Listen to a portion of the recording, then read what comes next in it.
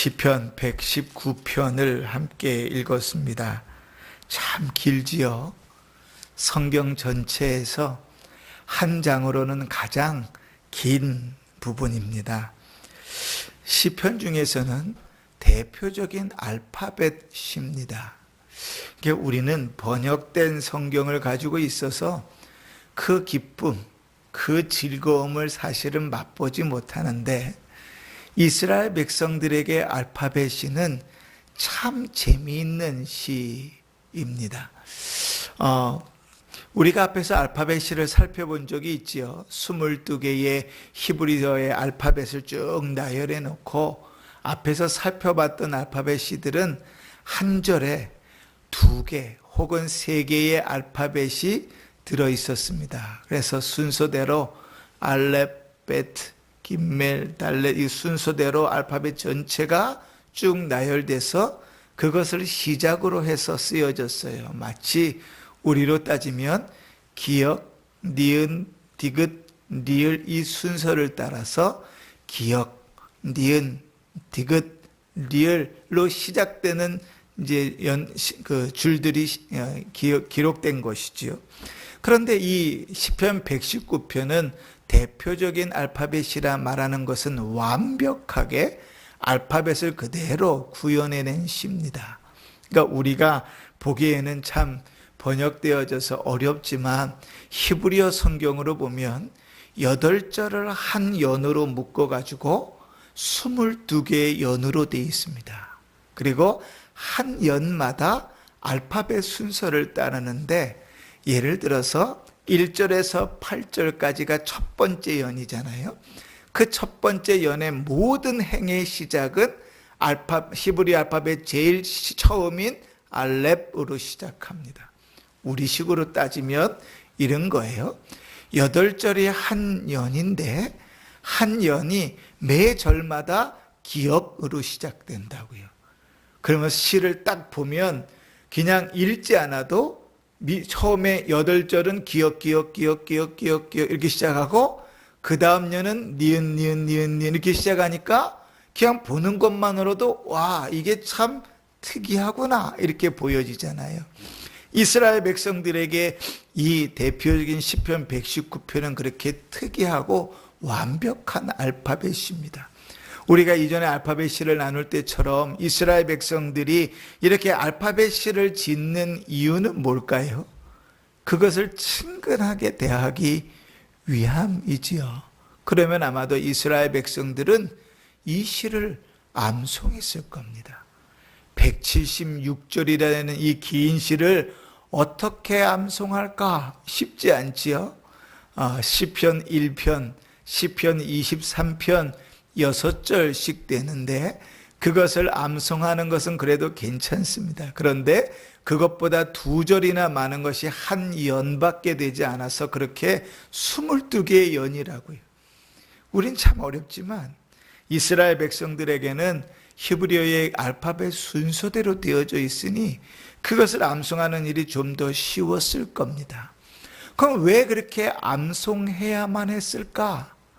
그 전체의 주제가요, 하나님의 말씀입니다. 그 말씀이 얼마나 귀중하고 소중한지, 오늘 우리가 읽은 성경에 계속해서 하나님의 말씀이 하는 가장 중요한 역할 중에 하나를 반복하는데, 그게 뭔가 하면 살려주소서, 살게 하소서 이 말이죠.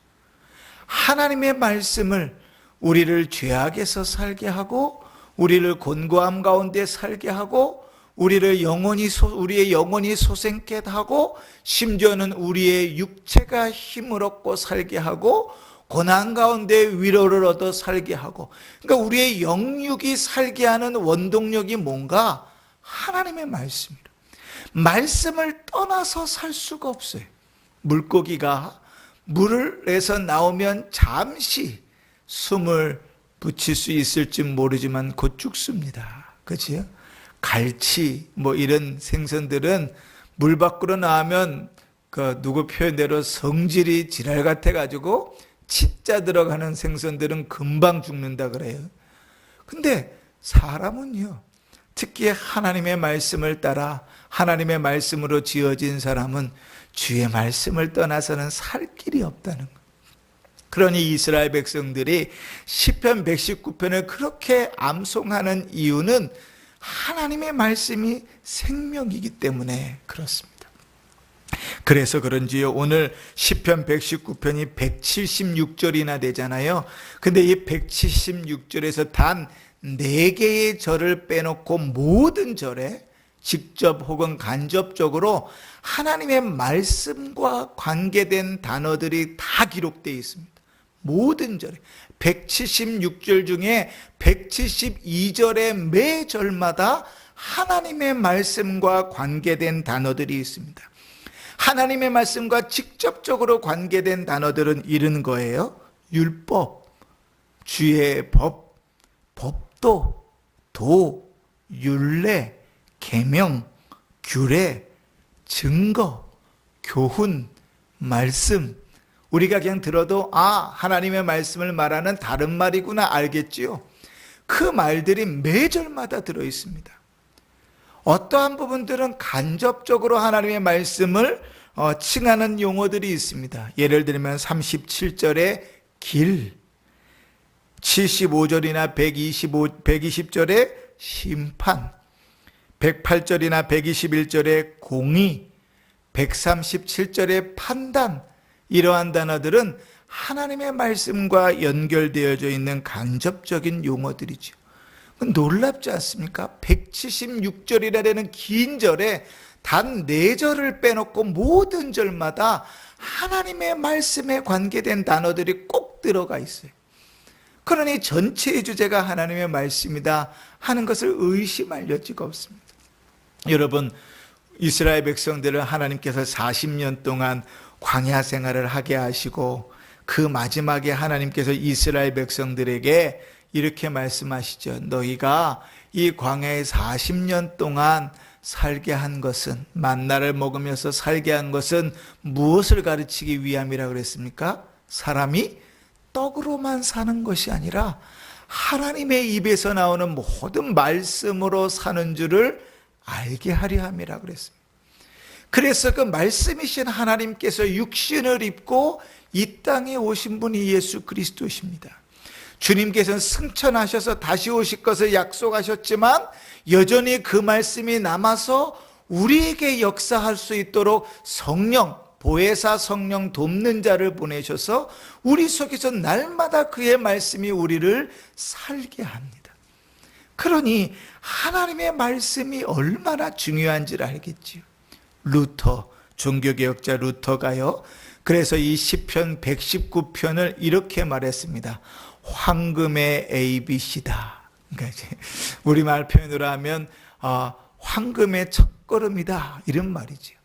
그래서 그런지 독일어 성경에 보면 시편 119편에 표제가 없잖아요. 그런데 부제가 달려 있습니다. 부제가 뭐라고 달려 있냐면 이렇게 달려 있어요. 하나님의 말씀에 대한 찬양과 사랑과 그의 말씀의 능력과 활용에 관한 그리스도인의 황금 입문서, 이렇게 되어 있습니다. 지금 말이 어렵죠? 한마디로 말하면 이렇게 하는 거예요. 하나님의 말씀을 어떻게 잘 사용해야 되는지 그 사용 설명서가 시편 119편이라는 거예요. 자, 그러고 보면요, 시편 119편 안에는 성도가 살아가는 인생의 현실이 다 담겨져 있습니다. 믿음으로 살아가려고 하면 인생에는 늘 대적이 있지요. 우리는 믿음으로 살지 못하게 막는 이들이 있습니다. 회방하는 이들이 있습니다. 때로는요, 믿음과 관계없이 우리의 인생을 살아가는 속에서 고난을 받기도 합니다. 조롱을 당하기도 하고, 때로는 모함에서 넘어뜨리려 하는 사람들도 있고, 그러한 일들 때문에 사실은 우리의 마음이 맹렬한 분노에 사로잡히기도 합니다. 때로는 사람들의 핍박과 고난이 너무 극심해서 오늘 시인의 고백처럼 내가 거의 죽게 됐습니다 라고 고백할 정도로 어려움에 처할 때도 있습니다. 마치 굶주린 사자가 멸망시키려고 하는 것처럼 시시탐탐 나를 넘어뜨리려고 엿보는 자들이 있습니다. 때로는 우리의 인생에 생각지도 못했던 환난과 우환도 있습니다. 이 모든 것이 시편 119편에 다 들어 있습니다. 자, 그런가 하면 영적인 도전들도 역시 녹아져 있습니다. 육체일 뿐만 아니라 신자가 살아가는 삶의 영적인 도전은 만만치 않죠.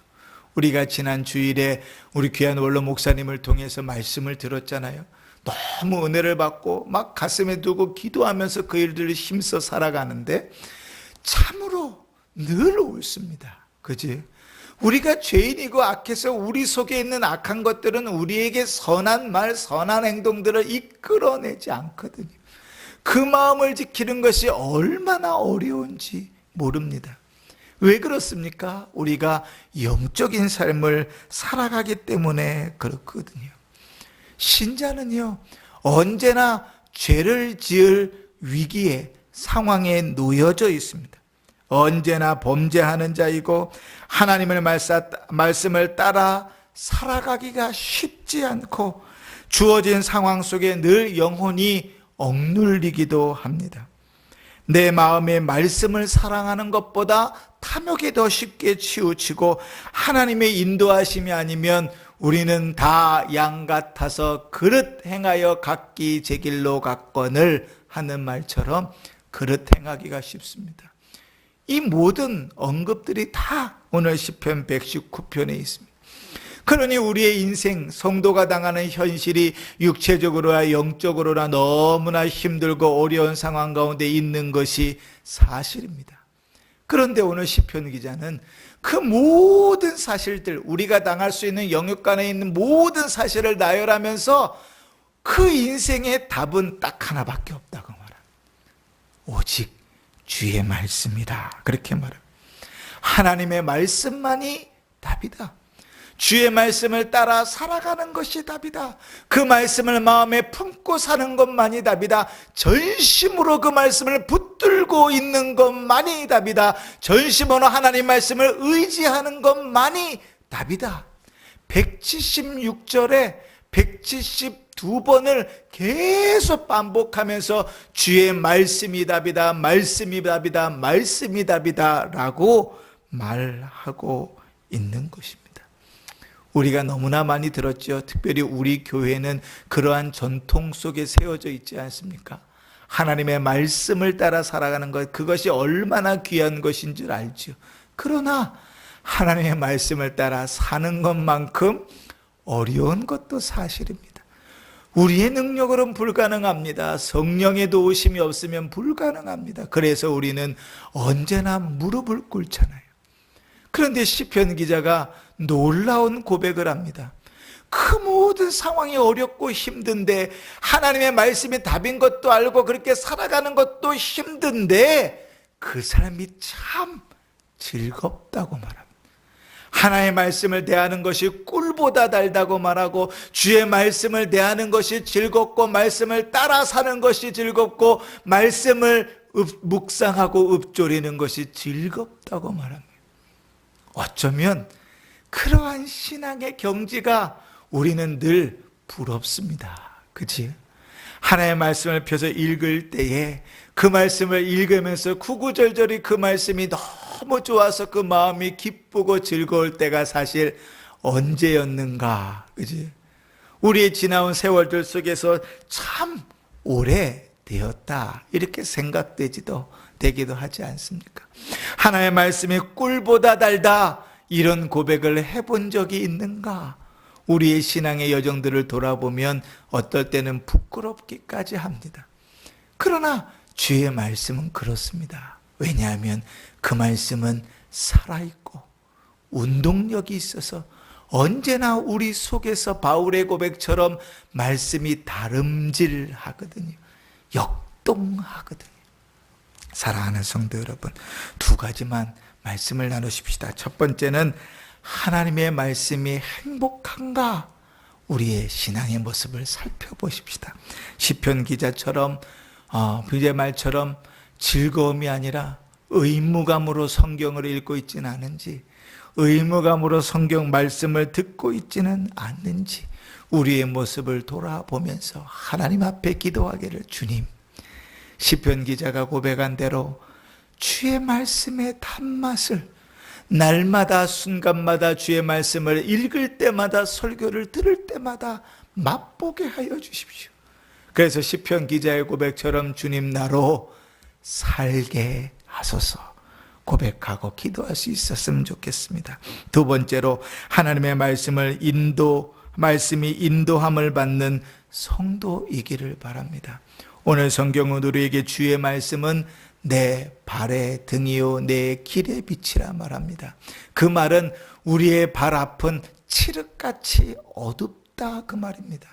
주의 말씀이 내 발 앞을 비치지 않으면 내 그 다음 한 걸음을 어디에 비춰야 될 줄, 디뎌야 될 줄 모르고, 주의 말씀이 내가 가야 될 길을 비추지 않으시면 내가 어느 방향으로 가야 될지 모르는 칠흑 같은 어두움을 살아가는 것이 인생이라고 말합니다. 그러나 우리는 주의 말씀이 비추는 곳을 따라 걸어가는 것입니다. 그게 성도입니다.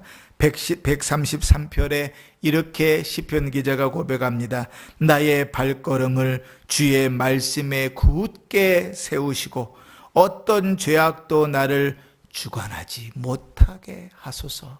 아멘. 주의 말씀의 인도함을 따라 살아가는 복된 인생이시길 바라고, 오늘도 주의 말씀을 따라 걸어가는 그 삶이 즐겁고 행복한 삶이 되기를 주의 이름으로 축원합니다. 아멘.